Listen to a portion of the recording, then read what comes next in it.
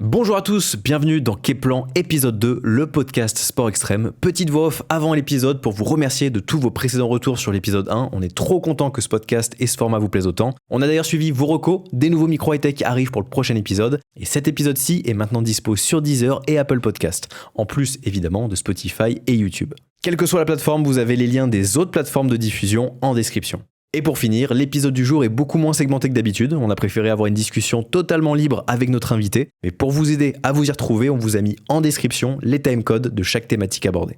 Bon épisode! Aujourd'hui, on a le grand plaisir d'avoir notre poteau David Lafargue, qui est bien des choses, mais base jumper depuis bientôt 12 ans. Et c'est top, c'est ça, 12 ans ? C'est 12 ans, oui, dans 4 jours. Ah, c'est incroyable, presque l'anniversaire.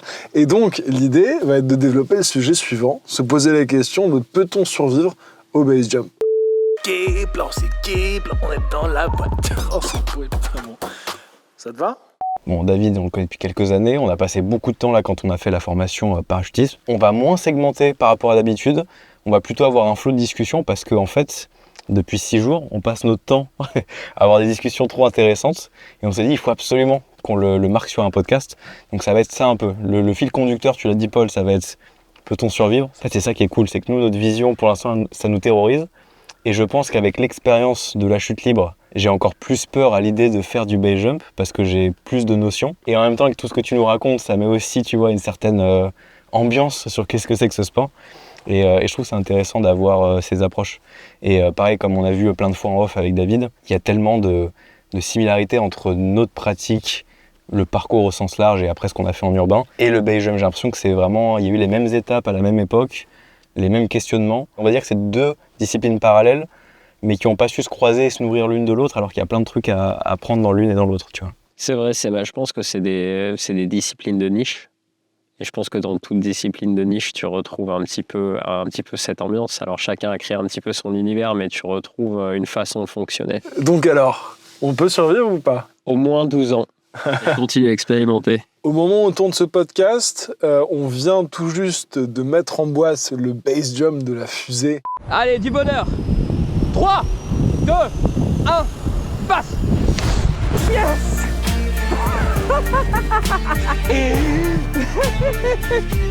Oh le bâtard, il l'a fait. Énorme.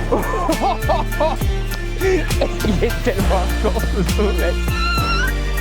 C'est sorti depuis du coup 1 mois sur la chaîne. On a alterné une semaine de ouf où on apprenait à faire du saut d'avion, donc du parachutisme, le jour. Et la nuit, on était donc avec David en train de charbonner la fusée, en train de faire aussi d'autres trucs. Mais en fait, on a fait une vraie plongée dans ton univers parce que tu fais aussi pas mal de sauts d'avion en ce moment. Ouais, c'est ça. Là, je suis en entraînement du coup pour l'hiver à Séville. Ok. Et puis, je comptais pas faire tant de base l'hiver parce que ça me faisait une pause. Et puis, vous êtes arrivés et puis ça m'a donné des idées. Raconte-nous ta pratique un peu pour les gens, genre comment t'as commencé il y a 12 ans ? J'ai commencé il y a 12 ans.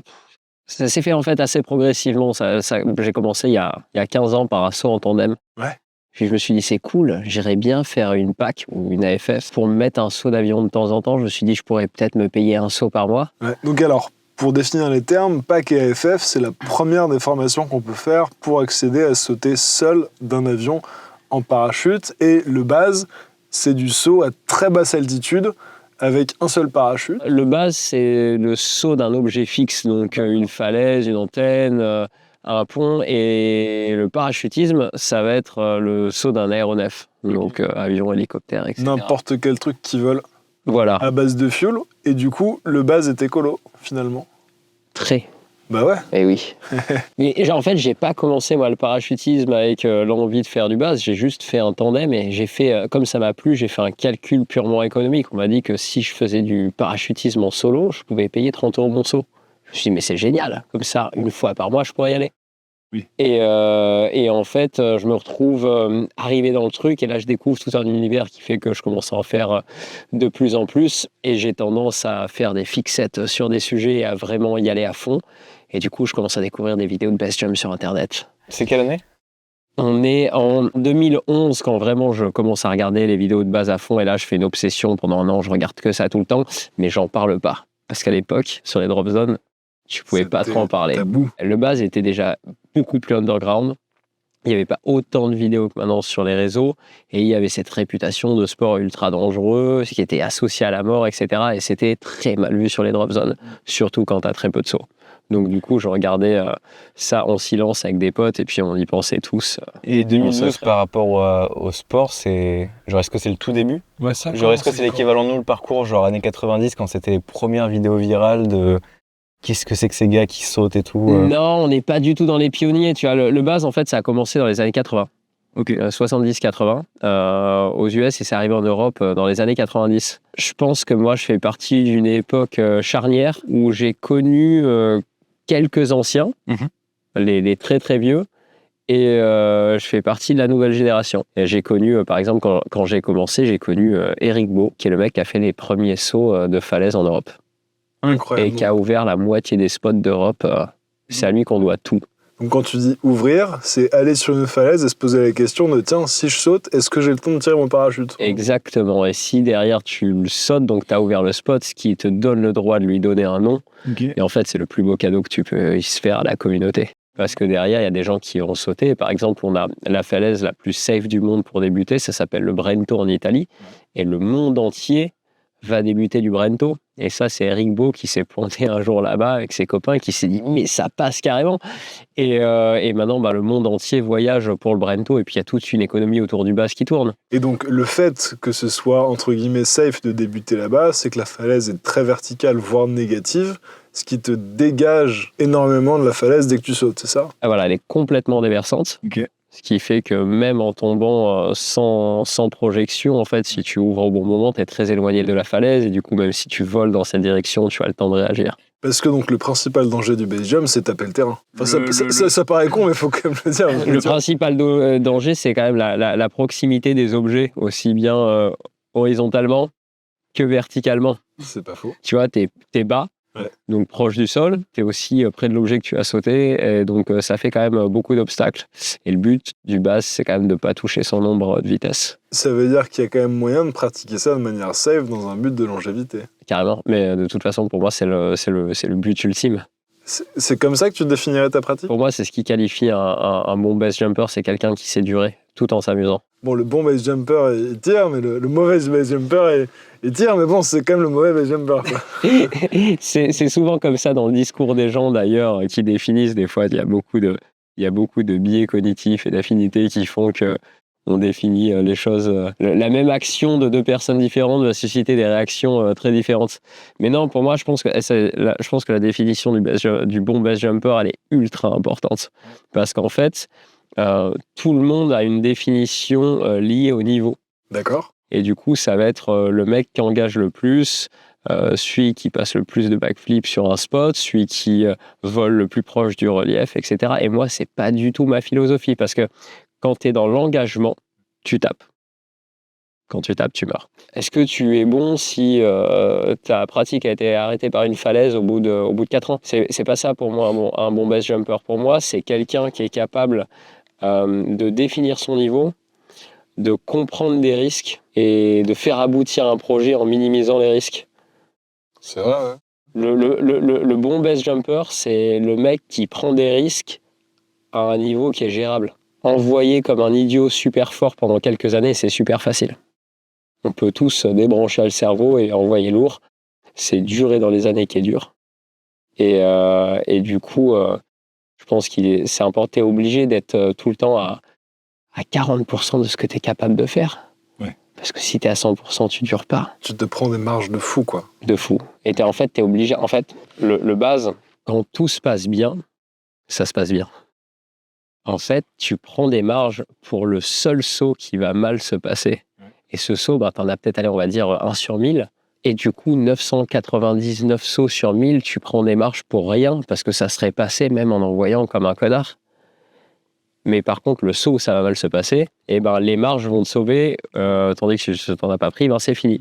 Game over. Et du coup, il faut savoir gérer cette frustration qui est d'être en permanence en train de prendre des marges pour rien.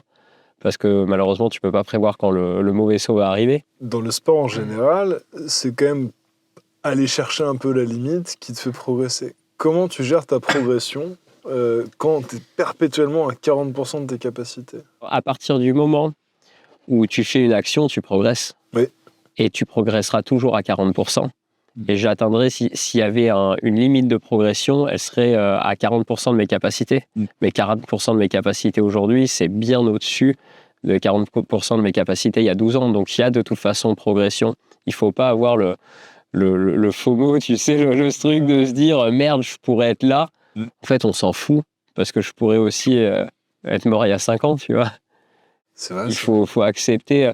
Je pense que là, je vais partir dans des considérations philosophiques qui n'ont plus rien à voir avec le base, mais je pense que ce qui déconne un petit peu dans le monde, c'est la recherche de l'optimisation à tout prix. Oui. Dans l'économie, la politique, les rapports humains, les relations amoureuses, etc. Les gens cherchent à avoir le maximum, à rentabiliser tout ce qu'ils ont, à être au sommet, parce qu'en fait, on nous vend ça.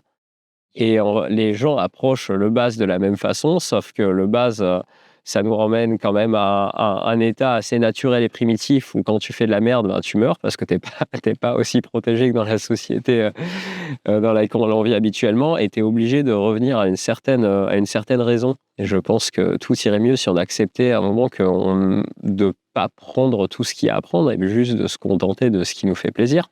Mais nous, c'est ça qui nous plaît vachement dans le truc, c'est que c'est une pratique qui a l'air assez libre, quand même, où la sécurité dépend entièrement de toi. Et ça, nous, notre pratique sportive, ça a toujours été ça. Il y a très peu de règles, si ce n'est celle de ne pas mourir. Ouais. Et donc, si tu veux, bah, en fait, le fait que tout repose sur toi, je trouve ça hyper plaisant. Tu vois, là, bon, les gens, ils ont déjà vu la vidéo, mais nous ce matin, là, on a vécu la fusée. Là, on a vécu ce tirage, tu vois. Ouais. Et dans toute la création, que ce soit la vidéo, la mise en place de ton exit, le saut et tout, et j'ai retrouvé toutes les sensations que nous, on peut avoir en urbain sur juste des grimpes, de s'infiltrer dans le lieu, venir faire son repérage, des mesures, est-ce que ça passe, avoir une partie de total impro en plein milieu de merde, j'ai oublié le scotch, est-ce que je vais pas utiliser la chaussette de Clem pour faire mon accroche? On a eu tous deux un éclair de génie, on s'est regardé, on n'a pas le scotch. La chaussette de Clem. C'était incroyable. Merci Clem. Mais la chaussette, en plus, mais tu vois, c'est nous, on avait oublié la protecte de corde pour le rappel qu'on a fait la veille. Et du coup, j'ai sacrifié ma chaussette pour créer une protecte de corde éphémère. Donc tu vois, nous, il y a une sorte d'impro dans nos trucs, qui est le rappel en urbain. Et toi, tu as eu la même impro avec le même objet pour simplifier ton saut. Tu vois. En fait, c'est différentes techniques, mais les mêmes conneries. Le fou rire ultime, ça a été quand Clem, qui n'était pas au courant de l'histoire, est arrivé en bas. Bah alors, ma chaussette, elle est où? C'est parce que j'ai plus de chaussettes propres. Ah merde. Et que c'était ma dernière paire. Je vais t'offrir une paire de chaussettes à l'issue de ce podcast. Après, je t'assure, David l'a senti, elle était pas non plus très propre. Non, celle-là. mais bon, elle était globalement mieux que les autres. Ce que j'aimerais saluer, et c'est peut-être une petite digression, mais c'est que ce matin, donc on était en train d'assister à notre premier base en urbain. Quelques minutes après, je descendais en rappel la fusée, que tu avais toi-même descendu en rappel la veille au soir pour quelques images. Et 2 heures après, on se mettait tous dans un avion pour aller jeter à 4500 mètres. C'est une journée de fou. Et là, il est 23h, on enregistre ce podcast. Ça n'en finit plus. Bah ouais, dans quelques heures, on aura fait la boucle du cadran. Bah c'est parti, il n'y a pas un autre objet. Ouais, il y avait cette tour là, pas loin à Séville. Mais on peut se la garder pour un futur projet avant la fin de l'hiver. Hein. De toute façon, je pense qu'on est amené à revenir dans la Sky Zone. Moi, j'ai eu beaucoup de mal à dire Drop Zone parce qu'on ne dit pas Mais tu peux inventer ton propre vocabulaire, peut-être démarrer une tendance. Depuis que tu es un Sky God. Sky God. Un Sky Dog. Moi, je suis plus le Sky Dog, tu vois, à 4 pattes en l'air. Et est-ce que, je pense juste pour les gens, parce qu'ils ont kiffé qu'on leur raconte un peu les débuts de la formation parachutiste, les sensations. Ouais. Mais je pense que ça vaut le coup de se prendre 10 minutes de plaisir pour parler du Sky God. Qu'est-ce qu'un Sky God? Explique-nous le Sky Dog, parce que le Sky Dog, moi, ce qui me fascine, c'est que grâce à toi, on a tu vois, une fenêtre ouverte sur la discipline, et il y a déjà des gens qu'on n'aime pas. Non, je rigole. Et donc, en fait, le Sky God, ça va être la caricature, la personnification de cette espèce d'ego mal placé, arrogant, et il y a des styles vestimentaires, il y a des phrases, il y a des attributs, et voilà, le jean slim, la visière teintée, avec les chaussettes de couleur SpongeBob, tu sais, pour dire je suis cool, tu vois, mais je me prends pas trop au sérieux. Petite touche d'humour. Mais nous, on nous a dit qu'il nous fallait ça pour être des bons influenceurs skydiving. Ah, mais il te faut absolument l'intégrale avec la visière teintée, et il faut absolument faire le saut de montgolfière avec la perche à selfie. Et le Skygon te donne un statut pour mal parler aux débutants. Et tout. Mais c'est vrai que j'ai vu un peu ce truc-là de... En fait, visuellement, tu sais tout de suite. Ouais. Moi, j'avais pas ce terme de Skygod, mais j'identifiais déjà la personne. C'était le petit casque qui coûte bien cher, bien lustré, propre, nickel. Le truc moulant et surtout très flashy pour se faire remarquer et dire c'est moi le mec lumineux de Après, la zone. les gars, tu vois. nous on arrive dans la discipline, on est tout neuf, mais je trouve qu'il y a peut-être un problème de style. Hein. Moi, de ce que je vois là, les couleurs elles vont pas ensemble, c'est criard, machin. C'est quoi le but, quoi? Tu vois, Mais genre, tu vois, moi je trouve ça plus stylé là dès qu'on a, je crois que c'est 50 sauts, de pouvoir sauter de en slip. pouvoir Ouais. sauter sans. Là, on avait la combi de la zone, tu vois, bon, bref, peu importe, mais de mettre les habits que tu veux. Et je trouve ça cool, et même dans nos vidéos, j'ai toujours trouvé ça cool. Même à Ninja Warrior, tu vois, on me fait la remarque, pourquoi t'es en jean à Ninja Warrior? Moi, ce que je kiffe, c'est.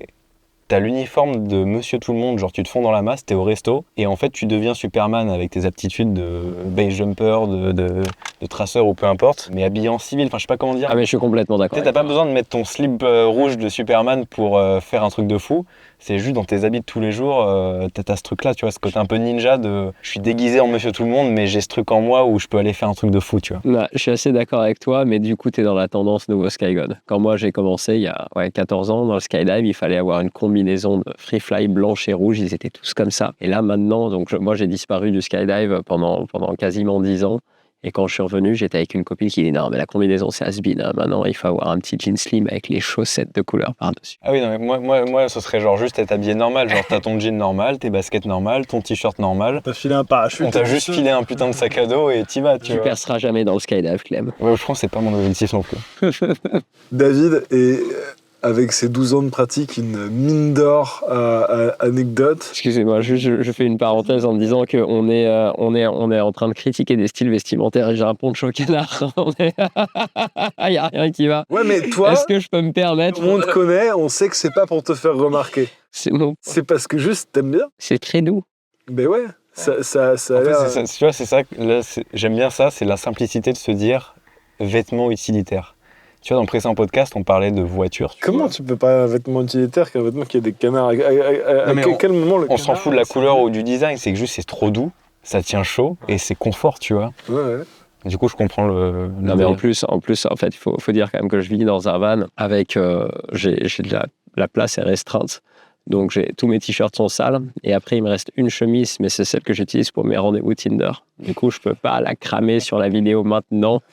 Sinon, j'arrive après avec la même chemise et ça le fait pas. Ouais, Donc, il me reste le poncho canard. On n'aurait pas envie de te gâcher ça. Voilà. Surtout pas. Et puis on a aussi eu cette conversation, et puis après on va repartir un peu sur ta longue carrière, parce qu'on a fait pas mal de digressions. Sa carrière Tinder, du coup, je suis perdu. Elle est aussi longue que peut-être le base jump. Et du coup, attends, c'était quoi? Je vais dire un truc. Ah si, ouais. Tu viens en van parce que c'est un sport de condition où il faut être prêt à sauter à tout moment, et c'est vrai que c'est en fait la meilleure manière d'aller à l'essentiel, tu vois, se couper un peu de tous les frais sédentaires qui t'amèneraient à devoir faire des voyages qui n'ont pas de sens, alors que vivre au pied des falaises, t'es dans la nature, tu kiffes plus. Je me verrais pas faire de base en fait sans être en van. Je l'ai fait, hein, mais j'ai habité aux endroits où ça sautait. Ok. Donc, j'étais local d'un endroit, mais après, quand tu es dans un appart, tu es prisonnier de tes charges, à moins d'être financièrement à l'aise, ce qui n'est pas mon cas. Et tu deviens prisonnier d'un endroit. Et moi, j'ai envie, si je fais du base, j'ai envie de parcourir le monde, d'aller sur plein d'exits, etc. Et du coup, avoir ce confort de pouvoir emmener toutes tes affaires avec toi sans avoir besoin de prévoir les choses.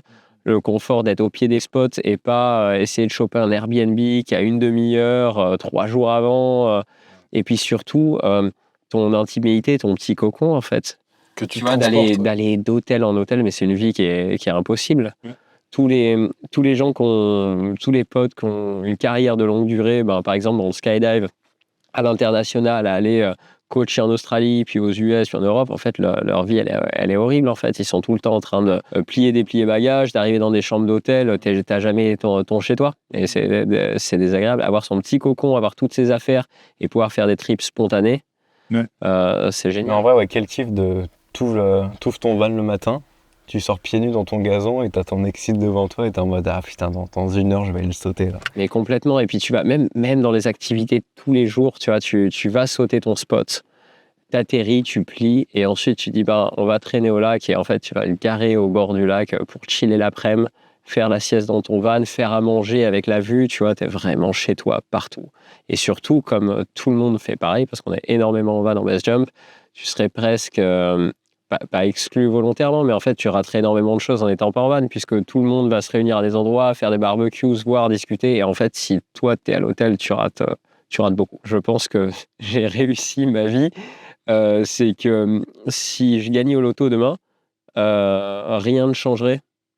J'aurais un van en meilleur état, mais c'est le mode de vie que j'aurais. Et du coup, je pense que ça veut dire que j'ai trouvé une sorte de bonheur là-dedans. Ouais, bien sûr. C'est plutôt cool. Si tu gagnes au loto, du coup, c'est quoi? C'était un maxi van, t'as toutes les tailles de voile possibles, toutes les wingsuits possibles. Qu'est-ce qu'on peut te souhaiter? J'ai un van qui a pas des fuites, tu vois, et qui rouille pas. Même pas, tu vois, j'aurais même van, mais en pas pourri. Et le matos, j'ai déjà tout ce qu'il faut, tu vois, je déborde de matos, je sais pas quoi faire. J'aurais plus de budget pour sauter d'avion, m'entraîner ou faire du tunnel, tu vois, par exemple. J'aurais un budget d'entraînement un peu plus gros, c'est tout. Mais ma vie changerait pas. C'est top ça, en vrai. Est-ce que c'est pas ça le bonheur finalement? Ouais, bah, Mais complètement. Vivre simplement. Je pense que la richesse, c'est soit avoir énormément de biens, soit ne pas avoir besoin de tous ces biens. Ouais. Voilà. Aspirer à des choses qui sont atteignables et qui te rendent heureuse en l'état, quoi. Ouais. Heureux. C'était avec vous si, je crois que c'est avec vous qu'on parlait du loto justement il y a quelques jours et qu'on s'était posé la question de qu'est-ce qui changerait dans notre vie. Et je t'avoue que moi, pareil, genre, juste j'achèterais enfin mon terrain, ma maison et tout pour faire mon potager et tout. Mais à part ça, en termes d'objets purs, je vais pas acheter une Lambo ou j'en ai rien à foutre, quoi, tu vois. Je me sentirais con d'ailleurs dans un truc comme ça. C'est ça. Oui, et puis même, je vois au Portugal ou même là pour aller sauter une Lambo là dans les chemins tout pourris avec les méga trous. C'est pas toi, c'est pas moi, ça n'a aucun sens. Tu peux pas vivre dans ta Lambo, mec. Va essayer de mettre un four dans ta Lambo, un chauffage. Un petit casque de skydive un peu chromé quand même. Allez. En vrai. Moi, j'ai toujours bien aimé les visières teintées, après. Bon. Du coup, les gens qui connaissent pas trop le base jump, et même moi avant de m'y intéresser, il y a cette notion il y a beaucoup d'accidents, il y a des morts, et on a l'impression il y a que des morts, tu vois. Et une chose que les gens peuvent avoir aussi avec le parcours, où quand tu t'intéresses pas à la discipline, tu vois forcément que les cas les plus extrêmes, et tout de suite, quand tu penses parcours, tu penses les mecs qui sautent sur les toits, alors que c'est genre 0,1% des pratiquants. Genre la plupart sont au sol, tu vois. Tu vois, là, par exemple, tu vas prendre complet. Ah mec, il y a énormément de pratiquants de parcours très balèzes qui n'ont jamais fait autre chose que sauter entre deux trottoirs. Et c'est pas grave. Bon pratiquant, tu vois. Et c'est marrant parce que c'est nous, le premier réflexe, c'est tu fais du base jump, le truc avec les ailes. Ouais, c'est la wingsuit. Mais c'est comme moi, tu vois, pour moi, le base jump, c'est juste sauter avec le parachute de une falaise, une antenne, peu importe. Et la wingsuit, pour moi, c'était un peu la suite, mais genre un sport dédié. Tu vois, comme nous, il y a le parcours qui est vraiment le déplacement en tant que tel. Et la wingsuit, c'est le freerun. Et le freerun, et nous, le freerun, du coup, c'est du parcours, mais avec des acrobaties, tu perds le côté utilitaire. Ouais. C'est plus le côté freestyle. C'est assez marrant parce que les gens ont souvent l'impression que la wingsuit, c'est le niveau final du base jump. Comme s'il y avait une espèce de hiérarchie dans les disciplines. Ouais, d'accord. C'était le top level. Et dans tous les documentaires, les journalistes disent la wingsuit, l'aboutissement du base jump. Et ça vous fait rire, du coup, en déconnant, ça fait des années qu'on appelle ça des aboutis. Okay. Tu fais de l'aboutissement, toi, parce qu'en fait, pour personne, ça n'est l'aboutissement du base jump pour personne, pour les journalistes. Donc, il y a un décalage complet entre ce que voient les pratiquants et ce qu'on voit à l'extérieur. Le base jump, en fait, c'est juste le fait de sauter d'objets fixes.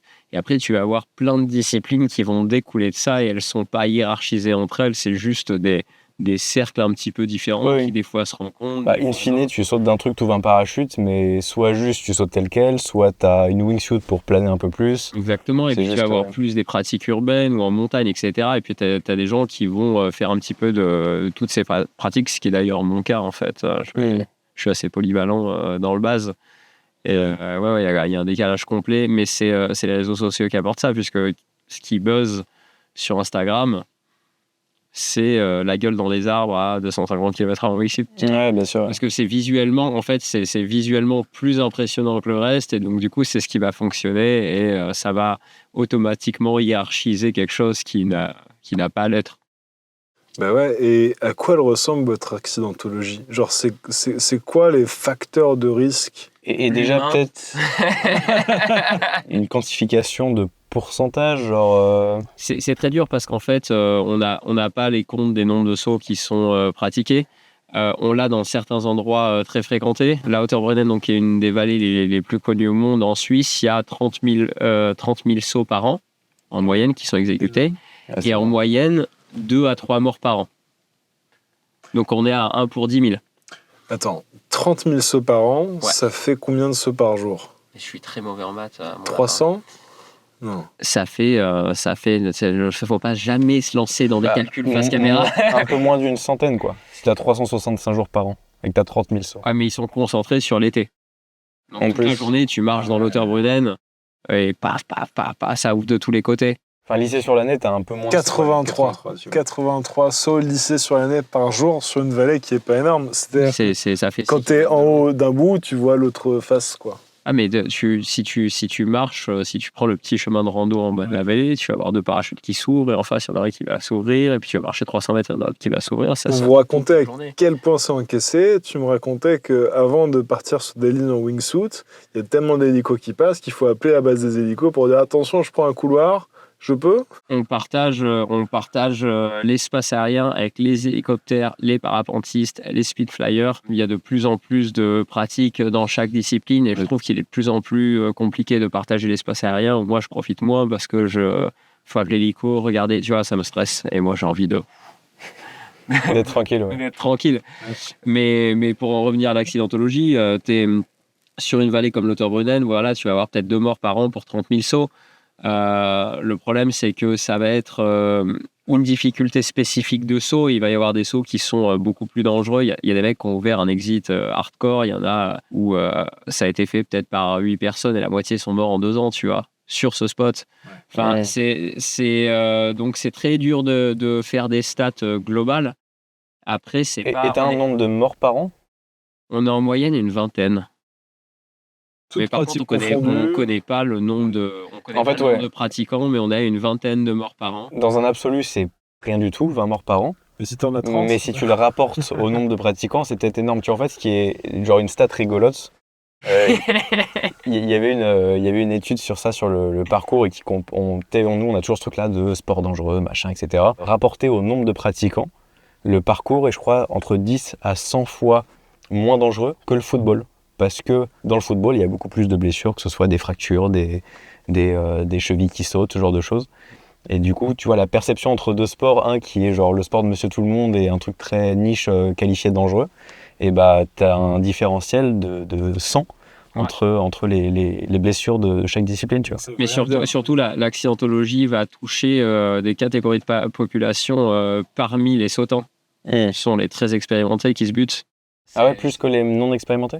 Ouais, mais les débutants sont assez... dans la grande là, je suis obligé de généraliser, on va me trouver 20 000 contre-exemples, mais les débutants ne posent pas tant de problème parce qu'ils sont prudents, justement, ils sont suivis, ils sont sur des spots faciles. Ouais. Le sautant intermédiaire qui prend la confiance, il est au top de l'accidentologie. Tu connais la courbe de l'effet Dunning-Kruger? Non. Bah, explique-nous. C'est un rapport entre le niveau d'expérience et le niveau de confiance. Et donc, tu commences sans expérience et sans confiance, donc tu as peur de tout. Ce qui est votre cas actuellement, à dire « Ah, mais on va faire attention, etc. » Mais la confiance va monter énormément sauf que l'expérience, elle n'aura pas augmenté beaucoup. Et en fait, quand tu es au sommet de cette espèce de courbe malsaine, quand tu es en surconfiance, c'est là que tu es extrêmement dangereux parce que tu n'as pas l'expérience pour savoir ce que tu ne sais pas. Oui, bien sûr. Et tu es aveugle face à tous les dangers. Et par contre, tu es au top de la confiance. Et ça, tu finis toujours par te prendre une énorme claque dans la gueule qui te ramène sur un bas de courbe où tu as de l'expérience maintenant, mais tu n'as plus du tout confiance. Et tu vas petit à petit reconstruire cette confiance, mais de façon beaucoup plus mesurée. Et ça, c'est ce qu'on appelle, je pense, le niveau d'expertise. Et c'est quelque chose que tu vois dans toutes les disciplines et qui est flagrant dans le base jump. Donc en gros, le secret de la longévité serait toujours un pas en arrière, 40% et éviter la gourmandise, quoi. Complètement. Et puis le secret de la longévité, c'est de se servir de l'expérience des autres là où l'expérience personnelle est fatale. Ouais. On peut pas, tu vois, on a tous besoin d'apprendre en mettant les mains dans le feu. Le problème, c'est que dans le base, on peut pas attendre l'erreur pour apprendre. Et ça, il y a beaucoup de gens qui ont énormément de mal à le comprendre. Il y a des nouveaux qui arrivent et qui écoutent pas les anciens. Non, enfin, je veux dire, pas qu'on les blâme, hein, mais enfin, comment dire, par exemple, moi, Léo, donc mon coach en parapente, qui m'a tout appris et qui m'a ouvert les yeux sur une pratique qui est incroyable et que je remercie de ouf, je t'embrasse, mec. Si tu veux, non mais si, petite dédicace, non mais c'est vrai, ce gars est incroyable. Et si tu veux. Non, mais c'est la dédicace Skyrock, mais en même temps faite par un daron de 50 ans, tu vois. Écoute, je t'embrasse Léo, à l'occasion on se fait une petite bouffe, bon bref. Non mais en gros, tout ça pour dire, c'est que quand le mec qui connaît et genre qui a vu et qui a assisté à des trucs pas cool te dit, tiens mec, là t'es un peu chaud aujourd'hui, vas-y cool, non, mais tu l'écoutes quoi, parce que lui il te le dit de manière humble et sympa, mais en face de ça c'est un accident terrible, tu vois. Tu peux pas. En fait, le problème, c'est qu'on est dans un décalage de vision totale où quand tu commences, t'es dans le monde des licornes. D'accord, tout est beau, les murs sont marshmallow, t'es avec les copains, oui, on a plein d'adrénaline, etc. Voilà, on est dans ce monde-là, tu vois. Et après, quand t'as passé beaucoup d'années dans le bas, c'est un peu le Mordor, tu vois. T'es là, tu dis, oh, et là, il y a ce machin, il dépasse, un tel, il s'est tué là-dessus, ça, c'est ultra dangereux, je me rappelle quand j'ai glissé là, tu vois. Et du coup, t'essayes d'expliquer à des gens qui sont dans le monde des licornes que tous les petits trucs roses là et tout, ils font vachement mal et ils peuvent pas comprendre parce que l'activité en elle-même, malgré les vidéos, elle est pas effrayante. C'est quelque chose, c'est une expérience très douce, le base jump. Okay. Très douce le base jump. Même quand t'as la gueule dans les arbres en wingsuit, et ben en fait, t'as des sensations où tu flottes, etc. Et en fait, ça défile à côté et tout, mais ça fait pas mal, ça fait pas peur, tu prends pas les bosses. Si jamais la gueule dans les arbres, c'est pas rentrer dans les arbres. Oui, voilà, rentrer dans les arbres. C'est voler très près des arbres. Voilà, c'est avec les feuilles qui te chatouillent le ventre. Étant 1m50. Ouais, mais il y en a qui ont touché les arbres, tu vois. Bah ouais, bon, du coup, ça arrive tous les ans. Donc, et en fait, quand t'en es à ce niveau-là, t'es dans une prise de risque qui est extrême, mais l'expérience est douce. Ouais. Et donc, tant que t'as pas touché, comment tu sais que ça se passe bien à chaque fois? Le problème, c'est que quand ça se passe mal, t'as pas de retour d'expérience parce qu'en général, c'est... Mais c'est ça la grosse différence avec nos pratiques, c'est que t'as le droit à l'erreur chez nous. Ouais, voilà. Vous, la moindre erreur, c'est forcément fatal. T'es à 200 km/h, il n'y a pas de... Enfin, pratiquement, la moindre erreur te tue. Attends, tu me disais, parce que ça, j'étais sidéré, que c'est arrivé qu'il y en ait qui tapent à 250 km/h et qui s'en tirent. Oui, alors je vais mettre un bémol sur la wingsuit parce que je fonctionne comme un Marseillais dans ma façon de parler, très, très coloré, etc. Ouais. On est dans des moyennes de vitesse, on peut les monter à 250, tu vois, j'adore d'ailleurs atteindre ce genre de vitesse, c'est incroyable. Ouais. On va plus voler dans des 150, 180 qui vont être nos plages de vol habituelles, pour pas commencer à balancer des idées fausses. Mais ce qui est déjà trop rapide. Coloré. Mais t'as raison. Moi, ce qui me rend ouf, c'est que moi, c'est des vitesses que j'aime bien, tu vois, J'aime bien ce genre de vitesse. Et ce qui me rend ouf aussi, c'est que, en fait, une wingsuit, ça glide, ça plane de ouf. C'est quoi? C'est 3 ton ratio un peu maximum que tu peux atteindre? Ouais, 3 de finesse, mais moi, ça veut dire tu descends 1 mètre, tu descends d'un mètre. 3. Exactement, mais moi, ma plage de bonheur, c'est à 230 à 1,8 de finesse. C'est dans l'angle avec la wingsuit. Et donc ça, ce qui est super intéressant, parce que ce qui terrorise moi, ce qui me terrorise, c'est que tu dis, oh là là, tu voles si proche des arbres que ça se trouve, tu n'arriveras pas à remonter. Mais en fait, quand tu fais des lignes de vol, ce que tu m'expliquais, qui piquent comme ça beaucoup à 1,8 de ratio, ben finalement, il faut que tu forces sur ta wingsuit pour descendre, si j'ai bien compris. Et donc, dès que tu relâches, finalement, tu pars en l'air. C'est ça? Exactement. En fait, tu étais vraiment le principe de la proxy pour la rendre la plus safe possible. Après, ça reste une discipline débile, hein. Mais c'est d'aller se mettre en survitesse et d'aller attaquer volontairement des angles qui sont plus pentus que l'angle naturel de ta wingsuit. D'accord.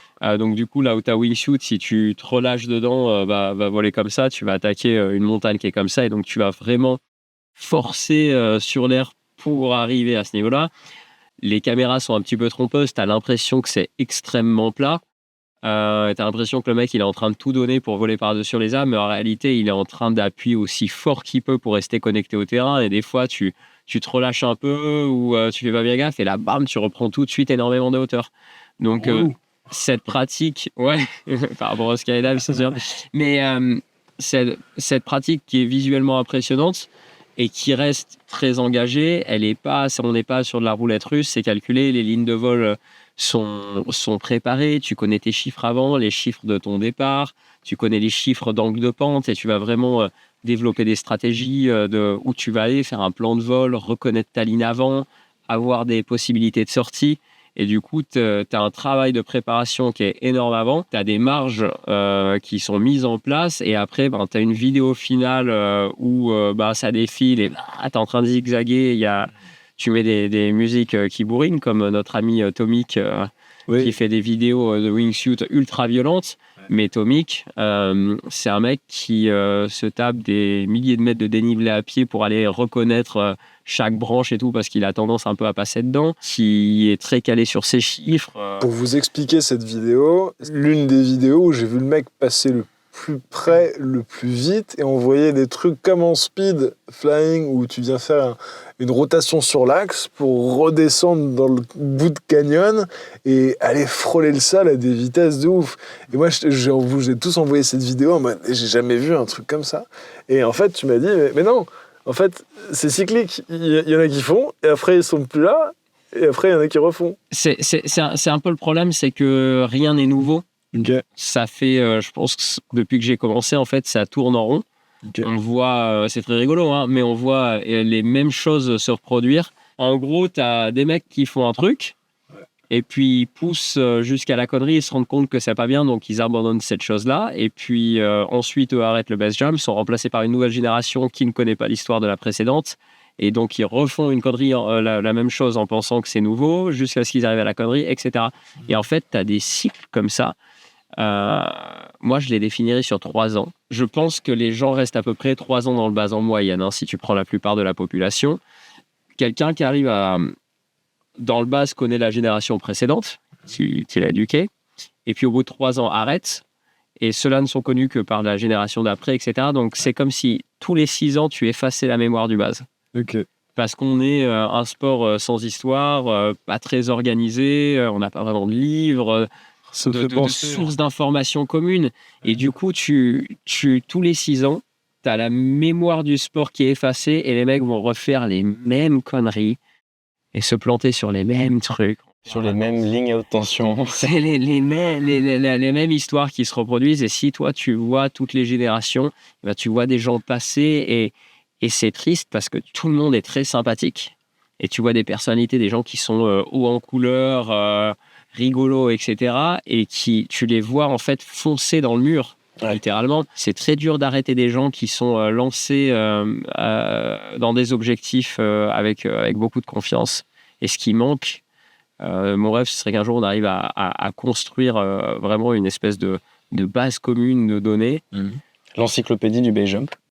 Oui, et encore, ça existe parce que les informations sont disponibles sur Internet. Mais il faut les chercher. Elles sont trouvables, mais en fait, ce qui manque, c'est quelque chose d'humain qui vraiment les matérialise. Parce que lire des informations sur Internet, c'est une chose, et voir un mec, tu vois, qui t'explique qu'il a fait les mêmes conneries, etc., c'en est une autre. Ouais. Et malheureusement, des fois, j'ai l'impression qu'il manque toutes ces informations qu'on a mises en ligne. Ouais. C'est une belle évolution parce qu'à l'époque où moi j'ai commencé, on n'en avait pas forcément autant. Mais maintenant, il manquerait une façon d'intéresser vraiment les gens, de rendre ce truc réel pour qu'ils prennent conscience du problème de certaines pratiques. Et je ne sais pas comment on va faire parce que c'est mon grand questionnement du moment, c'est la grande frustration. Mais toi, c'est un peu ce que tu fais à travers ton école. Tu transmets, tu vois, t'éduques, t'aides, t'accompagnes. Je transmets, malheureusement, ma possibilité, mon champ d'action, il est sur des tout petits groupes de personnes. Ouais. Et je me rends compte, j'ambitionnais depuis très longtemps d'arriver à faire évoluer les choses dans l'activité, dans sa globalité. J'essayais un peu de me lancer dans des vidéos, j'essayais de faire des trucs. Et je me suis rendu compte que c'était très difficile de... En fait, tu captes l'attention des gens, mais c'est très dur de vraiment implanter ces connaissances, cette mentalité de façon à ce qu'ils l'utilisent vraiment. Donc, j'arrive à le faire avec des élèves, par exemple, mais du coup, j'affecte 4-5 personnes. J'ai pas d'impact. Contaminer d'autres personnes. Tu vois. À long terme, ça peut marcher. Et on a d'ailleurs vu avec des potes, quand on a mis en place certaines pratiques, on a vu que ça s'est diffusé en quelques années, mais j'ai pas j'avais cette espèce d'optimisme où je me disais je vais sortir une vidéo en expliquant ce truc et tout le monde va voir que j'ai raison et ils vont tous changer leur façon de faire. En fait, pas du tout. Ils en ont rien à foutre. Donc, je sais pas, je pense qu'il doit y avoir un moyen parce que, comme Clem le disait, chaque sport passe par des étapes. Je pense que le base, il est un peu là dans son adolescence où on n'a pas complètement mûri, on n'est plus enfant, on est en train d'évoluer vers l'adulte, mais il y a un combat entre l'enfant en nous et l'adulte qui n'a pas envie de l'être et il faut qu'on trouve un peu notre équilibre encore. Mais c'est ça qui est drôle avec ce sport, c'est que tu vois, l'image qu'on peut en avoir quand on ne pratique pas, c'est vraiment très dangereux, que des accidents. Mais pour moi, c'est ça, c'est ce que tu as dit, c'est roulette russe, tu vois. Ouais, mais pour autant, en fait, dans l'inconscient. T'as cette part de cliché, mais qui est un peu vraie, finalement. Et d'autre part, et ce qu'on a voulu montrer aussi avec le projet de la fusée, et puis sûrement d'autres projets qu'on fera ensemble, c'est que je pensais pas que c'était calculé à ce point-là. Moi, malgré le fait que je pratique ces sports extrêmes, j'avais vraiment cette idée de... Le gars, il a un feeling, il lance un caillou, le caillou a l'air d'aller à l'endroit où on est censé atterrir, et du coup, il saute, tu vois. Et quand je vois le truc de la fusée où tu as pris chaque mesure, chaque truc, tu as dû appeler tout ton répertoire de au moins 20 pros de ce genre de saut pour avoir des avis, pour comparer.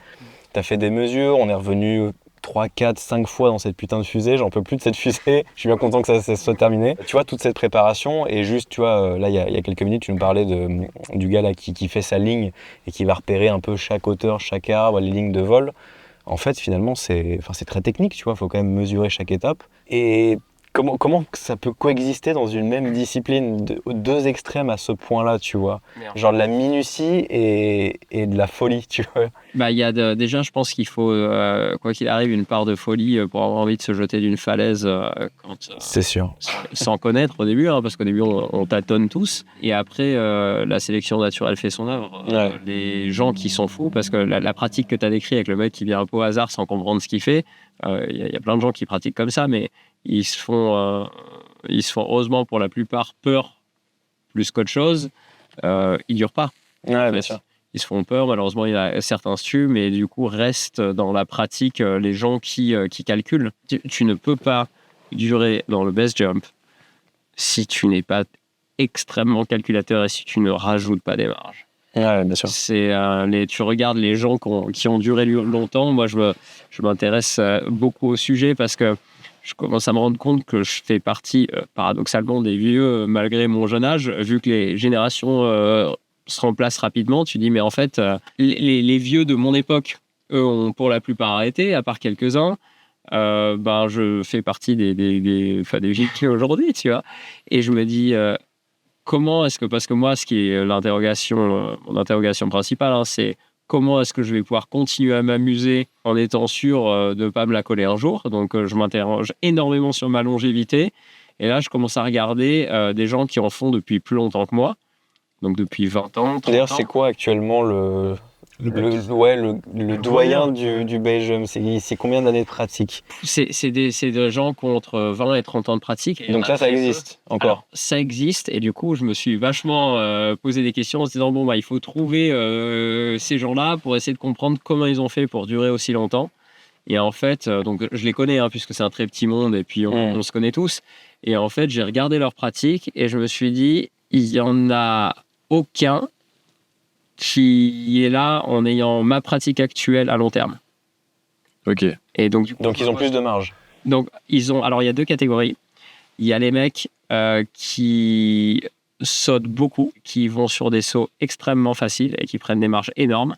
Okay. Plus que moi qui suis déjà dans la catégorie des gens très prudents. Et après, il y a les mecs qu'on voit comme des connards, et qui font très peu de sauts par an, donc un temps d'exposition très court, Ouais, d'accord. avec un risque extrêmement élevé. Et Un peu comme la radioactivité. Si tu prends un peu de dose pendant tout le temps, très longtemps, c'est grave. Ouais. Si tu prends très fort, très doucement, c'est grave aussi. Faut trouver le bonne balance, quoi. voilà, et ben moi je vois qu'il y a ces deux profils qui se dégagent, mais il n'y a pas de gens qu'on voit forts tout le temps, qui sont vieux. Évidemment. Moi, j'ai quand même très envie d'être vieux. Et du coup, je me dis, dans quoi est-ce que je vais me diriger? Il est temps aussi de faire un peu évoluer ma pratique. Mais c'est bien parce que tu m'amènes sur un sujet intéressant que je me suis interdit d'aborder avec toi ces 5 derniers jours parce que je voulais qu'on ait cette discussion maintenant Putain, je suis curieux, vas-y. sur justement le rapport à la mort, tu vois. Pour recontextualiser un peu, tu nous as raconté plein d'histoires, des accidents, des choses qui se passent, etc. Notamment des amis proches à toi avec qui tu as commencé, qui sont malheureusement beaucoup décédés. Et moi, les rares gars qui font du bass que je connais, et c'est un peu ce discours que je retrouve à chaque fois où les gars me disent « Ouais, j'ai commencé avec 5 potes et je suis le dernier survivant, tu vois. » Je trouve cette phrase terrible, genre rien que d'y penser, ça me terrifie. Genre, c'est quoi un peu ton... Bon, tu nous as expliqué que t'as pas envie de mourir, tu vois, ce qui est sain quand même. Mais moi, la plus grande peur dans ma vie, la peur numéro 1, c'est de mourir. Et c'est très paradoxal quand on voit les activités qu'on fait. Toi encore plus, tu vois, avec le base jump. Mais je pense que c'est pas si paradoxal. Peut-être c'est une manière aussi de se sentir vivant. Tu vois, de pouvoir vraiment prendre la vie à pleine main avec toutes ces sensations. Non, mais confrontez un peu vos opinions. Mais- Qu'est-ce qui te fait peur dans la mort? Mais peut-être Essaie de mourir. attends, j'ai eu de réflexion. Je sais même pas si je vais arriver à construire une phrase. Mais en fait, dans ta façon de le dire, j'ai presque envie de rebondir en disant que la peur de mourir, c'est une envie de vivre. Et l'envie de vivre, c'est faire ta passion et ressentir des sensations. Et c'est peut-être les gens qui ont peur de mourir qui sont plus à même de prendre des risques parce qu'ils ont envie de se sentir vivants. Si moi je me projette à ta place, Ouais. avec cette angoisse de mourir et en faisant... J'ai conscience qu'avec nous, ce qu'on fait, nous, avec Paul, t'as un risque, même si on le minimise, il y a des marges. Enfin, tu vois, on se retrouve dans la préparation de ce qu'on fait. Mais si je pratiquais en sachant que j'ai plein de potes qui meurent autour de moi régulièrement et que les pratiquants de ma discipline meurent, je sais pas trop comment je pourrais appréhender cette peur, tu vois. Moi, je sais que dans la grimpe en urbain et dans le parcours, certes, il y a des accidents, mais c'est 100 milliards de fois moins élevé que chez vous. Et Il y a aussi beaucoup moins de pratiquants. je sais pas. Grimpe en urbain, un peu engagé. Ouais, je sais pas. Hein. Bon, je pense qu'ils sont... ils sont pas beaucoup à grimper, tu vois. Et puis, pareil, l'exposition au risque est beaucoup plus sporadique. Tu vois, t'as combien de base jump maintenant? Moi, je vais en avoir 1900 bientôt, saut de base. Pour grimper 1900 buildings, faut y aller, hein. Déjà, faut que tu les trouves, tu vois. Ouais. Mais bon, après, sur 1900 sauts, t'es exposé pendant quoi? Pendant 30, 40 secondes, 8 minutes? Ouais, entre 3 secondes et 1 minute 30. Quand tu grimpes la putain de tour de Chine de 600 mètres, ça nous a pris 8 heures, tu vois. Mais du coup, là, on part sur deux sujets différents. Donc, Mais non, moi, la question primaire, c'était genre, toi, c'est quoi ton rapport à la mort et comment psychologiquement, en fait, c'est surtout ça, comment tu vis ça au quotidien? Genre, est-ce que tu arrives à créer une sorte de barrière, de filtre? ouais, moi, Est-ce que c'est un truc qui peut t'angoisser le soir, la nuit, j'en sais rien? j'ai une barrière qui a été créée très tôt. Ok. Je suis très désensibilisé par rapport à ça. Au point de c'est parfois gênant d'en parler à des gens parce que je vais les choquer. J'ai parfois des phrases chocs qui plaisent pas aux gens, mais pourtant c'est pas méchant, c'est juste comme ça. C'est à un moment tu crées une barrière parce que si tu mets pas cette barrière, effectivement t'arrêtes. C'est ce qui fait d'ailleurs que beaucoup de gens s'arrêtent. Oui, j'imagine qu'au premier accident. Et en fait, c'est si t'as pas ça, tu peux pas continuer cette activité parce que t'es pas. En fait, 99,9% du temps, ça se passe très bien. Là où tu es exposé, c'est que on est tous un peu sur les mêmes spots. Puis la communauté est petite, donc forcément, tu connais directement ou indirectement une personne quand il y a un accident. Mais tu es aussi exposé aux 99,9% de sauts qui se passent super bien. Tu vois, et du coup, à un moment, tu fais un ratio dans ta tête en disant bon, là, c'est pas de bol. Il s'est passé ça, mais bon, tu sais, tu t'es créé plus de bons souvenirs que de mauvais en réalité. Chacun a des motivations différentes, chacun a des façons de compenser qui sont différentes. Moi, je vois beaucoup de gens qui se mentent à eux-mêmes énormément. Ouais. C'est un biais cognitif que je vois beaucoup sur avec les rapports d'accidents. On a un fichier qui s'appelle la Base Fatality List, qui reporte tous les accidents mortels à but du coup éducatif et pour débriefer. Donc du coup, chaque accident est commenté, débriefé. On partage les informations. Ça, c'est pour éviter que des gens refassent les mêmes erreurs s'il y a eu, alors peut-être pas une erreur de pliage ou quoi, c'est plus souvent... C'est souvent des prises de décision qui sont mauvaises en vol ou dans la préparation du saut. Et du coup, là où il y a un biais, c'est que on appelle ça la BFL, elle est censée servir à apprendre des accidents des autres pour ne pas les reproduire soi-même. Et en fait, tu vois énormément de gens qui vont chercher dans la BFL la justification de leur propre pratique. Alors, ils vont voir un accident, ils vont regarder, ils vont lire le rapport et au lieu de se dire qu'est-ce que je fais qui est pareil que ça et comment je vais l'éviter, ils se disent il faisait ça un peu différent, donc du coup moi ça peut pas m'arriver. Et je vois ce biais cognitif énormément où les gens se servent de cet outil comme justification de leur pratique parce qu'ils n'ont pas envie d'affronter la réalité qui est leur propre mortalité. Et puis c'est très dur aussi de s'avouer vaincu ou d'assumer une erreur. Bien sûr. L'être humain, c'est l'ego, encore une fois, tu vois. Elle est très forte. Oui. Elle est très forte cette phrase parce que si on fait le parallèle avec la grimpe en solo sur des trucs, mais on prend vachement de marge, tu vois. Mais le truc c'est que, alors c'est vrai et l'avantage de l'expérience, c'est que tu as pu voir assez chez les autres. Parce qu'il est très facile de se faire embarquer dans un mood. Dans un groupe, un truc, ouais. Exactement, tu vois. Et on a tous des phases. Tu sais, des fois, tu as des phases où tu as envie d'envoyer super fort. Et tu commences à. Maintenant, tu les détectes, ces moments-là. Ok. Ouais. Ça m'est arrivé cet été où j'étais au top de mon humeur, de ma performance, de mon envie d'y aller, etc. Je pouvais pas me sentir mieux que ça. Et je pouvais pas avoir plus envie de continuer à sauter. Et j'ai commencé à me dire, oula, là je saute tous les jours, je me suis jamais fatigué, je me sens super bien. C'est exactement dans cette humeur-là que les gens se tuent. Et c'est super contre-intuitif puisque c'est quand tu te sens le mieux qu'il faudrait t'arrêter. Et c'est super dur en plus. Tu maîtrises ton truc. Et je connais cette humeur-là. Et ce qui m'a alerté, c'est qu'il y a des gens dans mon entourage qui ont commencé à se tuer là, sur un mois. Je me suis dit, oula, on est dans une phase où tout le monde commence à se la coller parce qu'on est dans les beaux jours de l'été, tout le monde envoie fort. Je me sens en pleine forme, j'ai envie de tout faire. Je suis en train de me dire que j'ai pas assez de jours dans l'année pour refaire tout ce que j'ai envie de faire. Et du coup, j'ai pris un pas en arrière. Je suis revenu sur des spots plus faciles et j'ai fait de la vidéo pour les gens. Comme ça m'éloignait du relief. Mais c'est super dur de prendre cette décision et tu ne peux pas prendre cette décision en plus, ce qui est si terrible, tu n'as pas vu ça arriver chez les autres en fait. Mais ce qui est terrible, c'est qu'en plus de ça, tu as sûrement fait le bon choix parce que tu as sûrement évité quelque chose de dramatique. Mais en même temps, t'as pas de récompense dans la vie de ce pied en arrière. Tu vois ce que je veux dire ? Tu as une récompense à long terme. Ouais, sûrement, mais dans l'instant, tu te dis juste... Putain, il y a tout le monde qui profite et moi je suis comme un connard à faire mes sauts de merde et à suivre des gens et tout. Et finalement, t'as pas de récompense de cette super méga sagesse, tu vois. Non. Sagesse, on va réussir à le dire. De prendre conscience et d'arriver à dézoomer, tu vois. Mais c'est extrêmement genre dur. la prise de recul dans l'instant présent, c'est un des trucs les plus difficiles, Il faut quoi. vraiment se forcer, c'est très dur. Et en fait, c'est plus dur. Les gens pensent il faut du courage pour faire du base jump, mais il faut du courage pour arrêter d'en faire avant que ce soit dramatique. Tu vois. Ouais. Et il y a un courage que j'ai jamais eu, c'était celui d'arrêter complètement la discipline. Mais il y a des mecs qui ont tout gagné, tu vois, des mecs qui ont fait 5 ans, ils se sont gavés, ils se sont amusés, puis ils ont arrêté. Maintenant, ils ont une autre vie. Ouais. Tu vois, ces mecs-là ont survécu. Alors que moi, je suis content pour eux, en fait. Tu vois. Est-ce que c'est pas ça l'objectif final de survivre? En fait, ça rejoint le titre, finalement, survivre.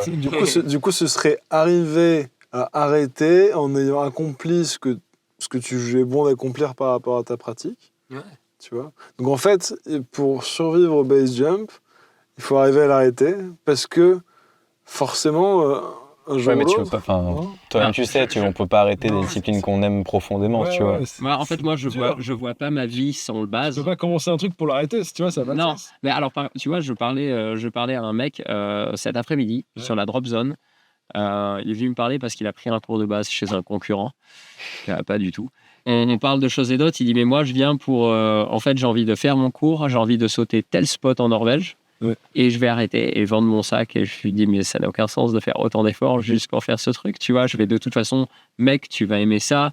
Tout le monde commence en disant oui, je vais un peu essayer, mais tu vois, tout le monde finit par en faire et tout. Et là, il fait ah non, pas du tout. Moi, c'est un mec qui fait de l'urbex, qui est cascadeur dans des films, qui a une vie bien remplie, qui veut fonder une famille. Et donc, du coup, lui a un objectif très défini de je viens pour faire ça et je vais revendre mon sac.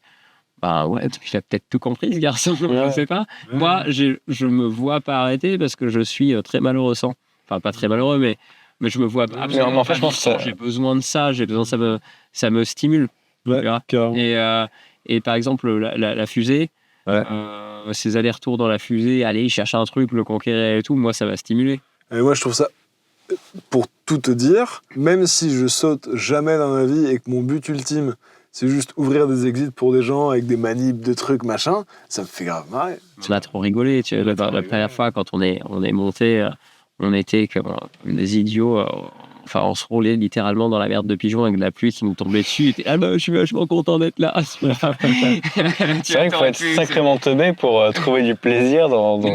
Et surtout, il faut dire que quand même cette fusée, c'est la fusée donc de l'exposition universelle. Ouais. Et en fait, tout le délire était basé sur le saut est un peu craignos, c'est pas simple à mettre en place, etc. Mais bon, c'est quand même une fusée, c'est stylé. Et en réalité, en fait, c'est un truc pour l'exposition universelle, c'est un échafaudage et autour, c'est de la boîte de conserve. Exactement. Cette fusée, elle n'est pas allée dans l'espace. Et je me demande si il faut se dire qu'on est complètement stupide pour se persuader que c'est une vraie fusée, ou alors si c'est beau qu'on ait gardé notre âme d'enfant. Ouais, je sais pas. Mais moi, j'aime bien vivre dans ce petit monde où il reste encore un peu des licornes. C'est capital d'arriver à s'émerveiller de trucs. Bah oui. Tu fais rien. Non, c'est clair. Mais pour en venir aux pratiquants, je pense en fait qu'il y a vraiment... il y a deux types de pratiquants. Le bon pratique. Il y a le bon pratiquant. Non, c'est que tu as les gens qui sont profondément touchés par une discipline et qui pourront jamais la lâcher. Nous, c'était le cas pour parcours, escalade, grimpe urbaine. Toi, c'est le cas pour le base, tu vois. Et tu as des pratiquants qui sont là juste pour trouver un truc. Et une fois qu'ils l'ont trouvé, ils peuvent totalement arrêter. Donc là, l'exemple de ton gars qui veut juste faire son saut, qui peut-être a un sens pour lui. Mais tu as comme des gens qui font peut-être 6 ans de parcours pour juste au quotidien être à l'aise avec leur corps et avoir retrouvé ce truc pour lequel notre ADN a été construite, de se déplacer, grimper, etc. Et une fois qu'ils ont touché ça, ils arrêtent. Tu vois. Je pense aussi la différence entre ces deux types de pratiquants, c'est la volonté de voir une évolution de la discipline. Et je sais que par exemple, si à un moment mes jambes ne me portaient plus pour une raison ou pour une autre, ou que je me fatiguais moi-même de sauter, etc., je prendrais plaisir à faire partie de ce monde en accompagnant des débutants, À fond. tu vois, en ayant un rôle dedans, même si je ne sautais plus. Et c'est ça la différence entre la passion et puis l'activité. Pour le coup, moi, je pourrais un jour ne plus faire de parcours escalade, mais continuer à donner de mes compétences pour pousser des gens ou le sport, que ce soit à travers la vidéo, du coaching, du peu importe. C'est un truc qui pourrait qui me ferait tout autant plaisir. Et je pense que j'arriverai à trouver du plaisir en ayant donné des clés à des gens qui les feront progresser, etc. Tu vois. Carrément. Pour Paul, toi qui t'es retrouvé en haut de la fusée avec moi, en fait, ça a été quoi ton ressenti de l'expérience en elle-même? L'expérience utilisateur. Est-ce que ça a été, puisque tu avais vu du coup la pratique en ligne et tout, est-ce que ça a été différent de ce que tu t'imaginais? Est-ce que ça t'a ressenti un truc? Est-ce que tu étais complètement déconnecté par rapport à ça ou pas? Qu'est-ce que moi, j'ai adoré te voir debout avec un sac, prêt à sauter, et j'ai vu que tu étais grave dans ton truc et que tu étais plutôt en contrôle. Et que tu étais plutôt exécrable. Non. Il a été directif parce qu'il y a des consignes à donner, tu vois. Et tu m'as appelé pour t'excuser. Ouais, je suis désolé si j'ai été un peu brusque, machin, mais il fallait vraiment qu'on y aille. Bon, vous avez vu la vidéo, vous savez de quoi on parle. J'ai mis un peu de temps à m'accrocher. Du coup, David, il fallait qu'il y aille parce que sa sécurité, c'était sauter avant que le vent se lève. Bon, tout ça, c'est expliqué dans la vidéo. Et si vous ne l'avez pas vu, il faut y aller. Moi, il faut savoir que j'ai aucun ego. Je m'en fiche, tu vois. Ce qui compte pour moi, c'est l'accomplissement de la mission. Ouais. Tu vois, c'est le seul truc qui compte. Et si quelqu'un a un coup de chaleur à un moment, tu vois, je dis pas que... non, mais je veux dire, s'il y a un coup de chaud, je m'en fiche, je vais me faire parler comme de la merde, on travaille tous dans le même objectif. En fait, chacun subit des moments de pression différents, des moments de bas, des moments de haut. Et donc, moi, pour en revenir à ce que j'ai trop kiffé, c'est te voir avec ce sac, tu vois, genre... en haut de cette putain de fusée, avec le lever de soleil de ouf, tout qui était plutôt préparé. Donc ça, j'ai trop kiffé. Mais après, moi, j'étais tellement... Et la première nuit où on allait faire, je vais t'avouer un truc, c'est que c'est la première fois où, avant une mission, entre guillemets, je dors pas. Tu vois. Enfin, j'ai dormi genre par fraction, tu vois. Et je pense que j'aurais mieux dormi si c'était moi qui sautais. Et ça a toujours été comme ça, parce que c'est toi qui as la prise de risque, mais j'avais aussi une grosse part de responsabilité dans le truc, mais je contrôle pas tes actions parce que je suis pas dans ton corps et dans tes compétences, tu vois. Et du coup, moi, mon geste devait être parfait pour assurer ta sécurité, et en même temps, ta sécurité, elle dépend pas que de moi, tu vois. Et du coup, cet ensemble de facteurs... Pour ceux qui n'ont pas vu la vidéo, explique quel était ton rôle dans ce saut. Mon rôle était de tenir une corde qui tire le parachute de David pour qu'il s'ouvre immédiatement après sa chute, entre guillemets, tu vois, donc 10 mètres après ta chute, parce que le saut est très bas, donc il faut tout de suite que David soit sous voile pour pouvoir éviter les obstacles et se poser en sécurité. Et donc, mon rôle était de tenir ce bout de corde en dehors des pieds de David, parce que si c'est dans les pieds, bah, ça s'ouvre beaucoup moins bien, on va dire ça comme ça. Et du coup, s'ouvrir beaucoup moins bien, c'est impacter le sol rapidement, quoi. Donc, en fait, si je merdais... Tu tenais un peu sa vie entre tes mains. Voilà. Et ben ça fait vachement peur.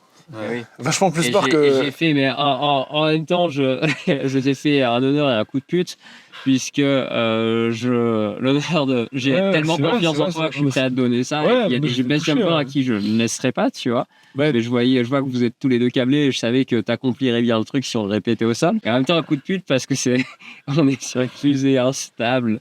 En haut, c'est la première fois que tu vois un saut et je te dis, tiens mec, surtout merde pas. Parce que et du coup, en fait, moi, j'étais tellement... Et j'ai hâte de voir les images parce que je les ai pas vues. Donc j'espère que, j'espère qu'on va pas se rendre compte que j'ai fait de la grosse merde et que t'as survécu par magie. Non, t'as fait très bien. J'ai vu sur ma caméra 360 que c'était très bien. Allez. Mais c'était assez marrant cette espèce de...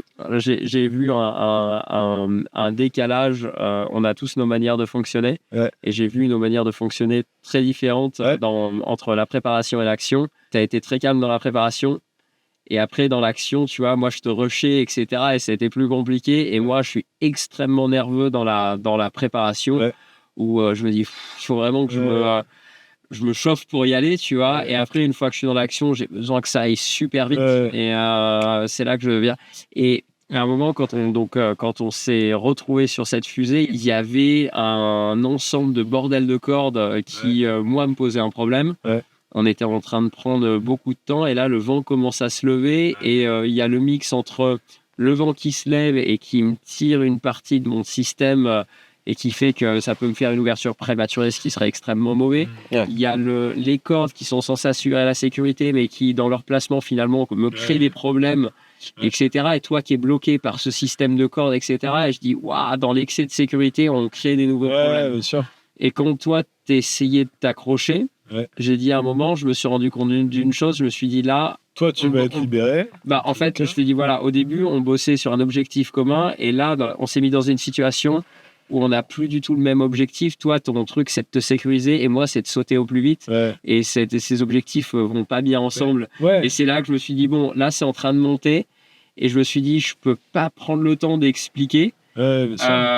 S'expliquer en même temps là c'est le temps que c'est en train de prendre, ça va pas du tout et c'est là que je fais mec regarde je te clip c'est comme ça voilà et tout et puis après j'ai géré ma partie et j'ai bougé un petit peu vite. Après je suis arrivé en bas, je fais bon est-ce que j'ai été hystérique ou pas, j'ai pas vu les images non plus sur la fusée tu vois mais dans mon souvenir j'ai dit là j'ai dû partir un peu dans les aigus tu vois.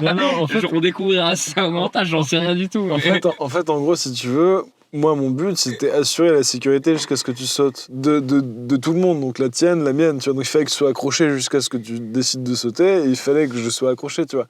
Nous, souvent, on a quand même le temps de réaliser les trucs, parce qu'on est dans l'ombre, on est planqué, et ça se trouve, ne pas bouger, c'est aussi une bonne décision par rapport à genre bouger. On n'est pas dans un truc où faut que ce soit fait à la minute, tu vois. Ouais. Genre même sur une grimpe, tu vois. Tu prends le temps, quoi. Et en fait, il faut prendre le temps parce qu'il faut être calme, il faut être froid, il faut regarder, ok, est-ce que c'est bien, tu vois. Il y a peu de situations où faut se brusquer réellement, tu vois. Faut prendre les bonnes décisions, c'est ça qui compte, tu vois. Et du coup, ce qui a été très bon, c'est qu'en fait, j'étais déjà attaché sur un point, je voulais mettre le deuxième pour qu'on soit tous bons et qu'ensuite t'enlèves le tien. Mais j'avais déjà un point. Si tu me filais le tien, le transfert était un peu moins safe, mais ça marchait aussi. Oui. Et on a gagné vachement de temps.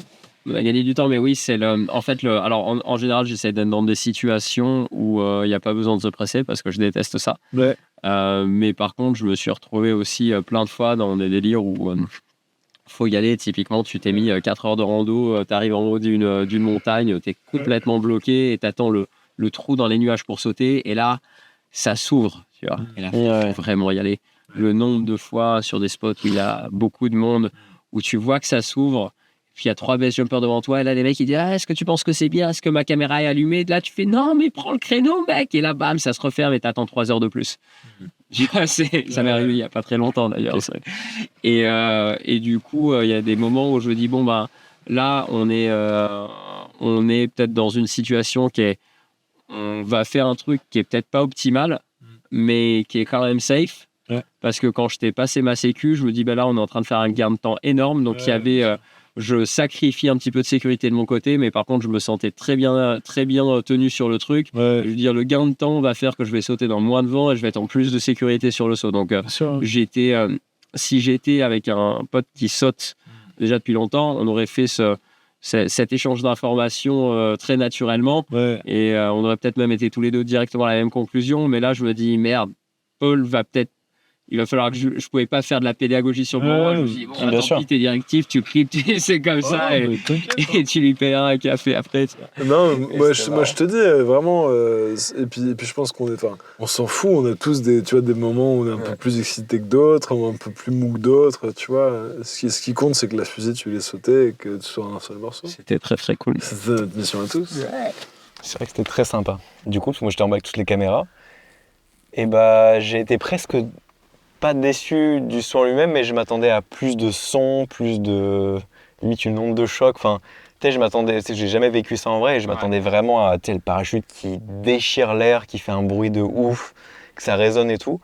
Et au final, c'était assez calme, peut-être parce que l'objet n'était pas si haut. Parce que l'objet n'était pas haut, donc tu as très peu de vitesse dans l'ouverture, et puis tout est très rapide, tu chutes peu, tu n'as pas énormément de vitesse, et puis voilà, mais par contre, tu mets 3 secondes de chute au milieu des immeubles, là tu as la voile, elle claque, mais tellement, c'est un bruit, c'est orgasmique. Le claquement de la voile, et quand ça résonne dans les immeubles, tu es là genre, c'est super bien. J'espère qu'on aura l'occasion de vivre un jour ce truc-là. Ouais, Et je pense que c'est une super conclusion pour leur dire d'aller voir la vidéo si c'est pas le cas, de penser à noter 5 étoiles ce podcast sur Spotify. On espère qu'il vous aura plu. Nous, on a passé un super moment à discuter de tout ça, débriefer en quelque sorte un peu cette semaine, ces 5 jours d'émotions qu'on a vécu tous ensemble. ressenti un mois, tellement on a fait trop de trucs. On n'a pas arrêté jour et nuit. Et du coup, voilà. J'espère que Keplan, ça vous plaît bien. En tout cas, c'est pas le dernier. Et on vous dit à très bientôt. Ciao. Prochain.